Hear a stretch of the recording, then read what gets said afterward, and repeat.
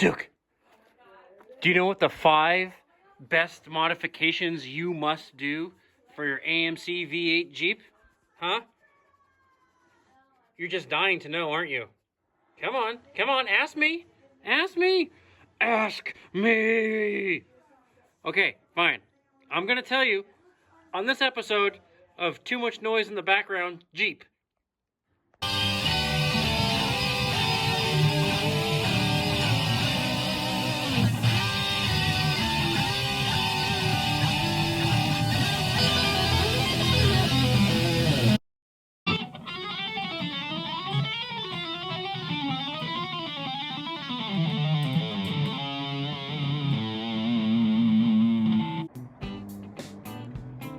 All right. If you are the proud owner, or depending on how badly thrashed your Jeep is, the unfortunate owner of an AMC era CJ5 or 7 with a 304 V8, AMC era being 72 to 86, I believe, we are going to talk about the absolute most important mods that you must do to your AMC V8. You will do them. You will do them now. If you don't do these mods, you will have never-ending troubleshooting. You'll have a sputtery engine. You'll have weak spark. You'll have vapor lock.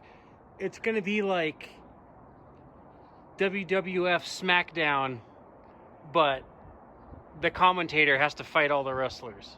Whatever the heck that means. Let's open the hood and I'll show you. So here is an AMC 304 with just about every possible upgrade. So I'm going to say one of the absolute most important upgrades right here. This is a Chevy HEI coil and cap style ignition that's been adapted to AMC V8. So what these normally came with was this god awful Motorcraft like a Ford 302 style distributor. Or if you're unfortunate, sometimes they have points if they're early 70s. But when I went to electronic, actually the electronic is worse than the points, okay, is what I'm saying. If you could even believe that. How could points be better than electronic if it's Motorcraft? So the Motorcraft, you have this stupid box right here, you have 8 billion wires. It's an absolute nightmare. And then you got your external coil, it's just a big mess. Very unreliable, very bad ignition system. The boxes, the Motorcraft boxes are prone to heat. So this fixes all of that. There's a cheap one, there's an expensive one. I don't know which one this is, but the expensive one is the DUI and it's like 300 bucks, 150 bucks. There's a cheap China one you can get that's like 150 bucks. The electronics on it are really bad, but what you can do is you can get a OEM coil and an OEM module and pickup coil that go in here. And if you replace those with the crappy China ones, then it's good. So if you get the China one, just replace all the internals with OEM stuff. Yeah, these last forever. You're gonna have 0 issues with these. One wire right here. See this? Right there? That just goes to eye on your key. That's all there is to it. And this could go to your tach if you have it. But I don't, so yeah. Okay, moving right along. The second most important, well, the second one of the most important mods right here. Ditch that piece of crap Motorcraft stupid external regulator alternator. Throw it in the nearest bin. Hey, there's one. Throw it in that one. So, this is a Chevy 1-wire. And when I mean 1 wire, I mean it. That's it, to the battery. Well, 2 wires technically, because one goes to, you can't see it, but on the bottom side of the alternator, you have one terminal that goes to I on the key. Is this GM 60 amp alternator off any 70s, 80s Chevy truck. This eliminates your external regulator. This eliminates 50 billion wires. This is what you need to run. This, in conjunction with this, eliminates 5 billion wires and 10 billion times the reliability and easier to find parts. Here's a factory AMC bracket, and then you have this pulley bracket down here. This could be anything. This is probably a Chevy bracket. Might be an AMC bracket, but this is very easy to make work on an AMC V8. Super, super easy. The other thing is right here.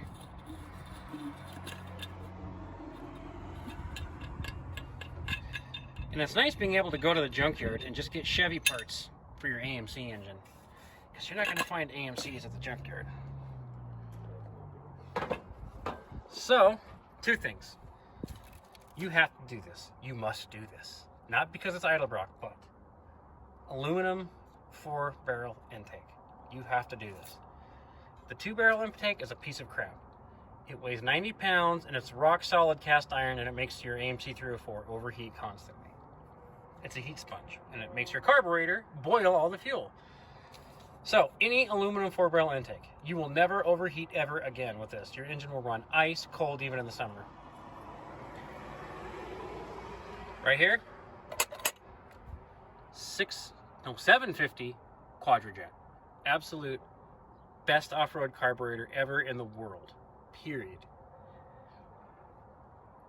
Right here is a center hung float ball. It's a little tiny chamber, a rectangular chamber, and it has a plastic cap that goes over the top of it. There's absolutely no way fuel can slosh around inside here. It's such a tight compartment. I mean, it's like a sardine can packed with sardines. There's no room for slosh.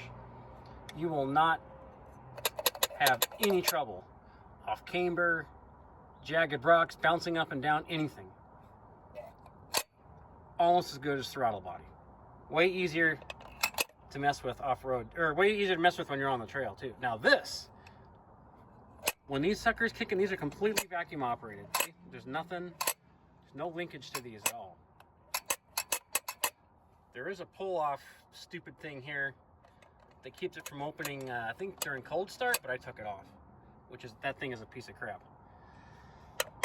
So these are badass. When this thing opens up, man, this will launch your little 304. You will definitely feel way better acceleration with this. So this will drive better on the street too. And all you need is this. This is a $20 adapter kit that you get at O'Reilly's. And blah, blah, blah, blah, blah. My brain just farted.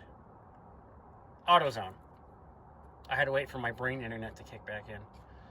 So, this is all a must. The next thing, fuel delivery. Absolutely, 100%. Ditch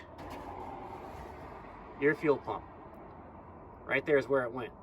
If you recognize that, that is the same as a Chevy bolt pattern for Chevy V8 fuel pump. Yeah, they borrowed from everything. So you just get yourself a Chevy block-off plate, and here's what you're going to run. Holley Mighty Mite fuel pump. There's a stock to 400 horsepower one of these, and then there's like a 400 horsepower and up. You want the stock to 400 horsepower.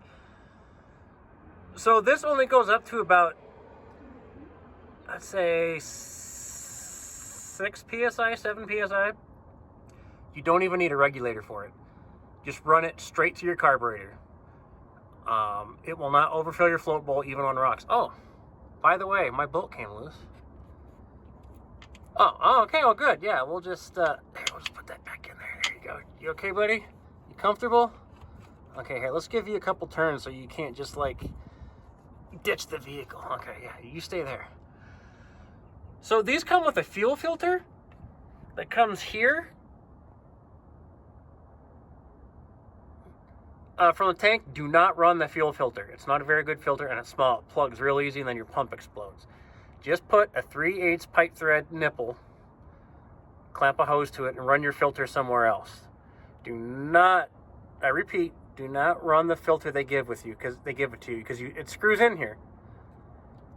And it's the only way you can install the pump, because they don't give you the extra nipple. Don't use it. Go to the hardware store, spend $1.75, and get a 3/8 nipple. It's a different size than the front one, oddly enough. I think it's larger than that one.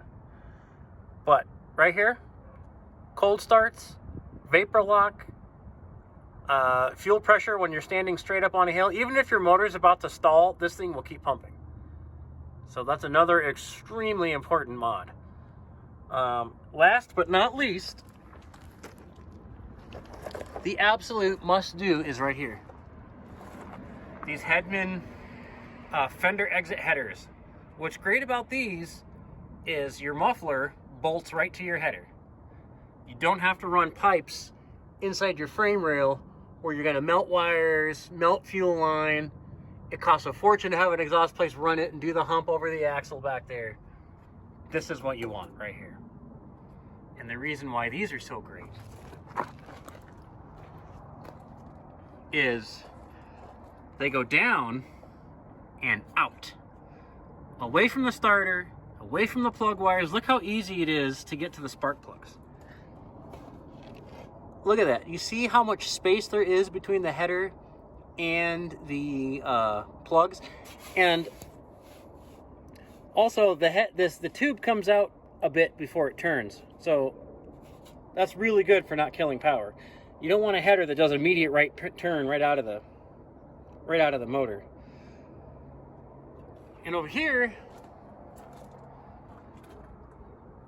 the headers are far, far away from your starter. Let's see if we can get a better shot. There's the starter motor. And look how far away, look how much room there is between my hand and the starter. So yeah, these are all must-dos for reliability, better performance, better off-road, and just make your Jeep more good or better. Get rid of that AMC crap. Get rid of that Motorcraft crap. And run this stuff. You're gonna feel a lot better. It's gonna run a lot better. You can find these on Facebook for like $150, $200 if you search Marketplace enough. You'll find those. Aluminum intake AMC V8. They'll fit any AMC V8, except I'm not sure they won't fit the 327, I believe, because the 327 has the rear ignition.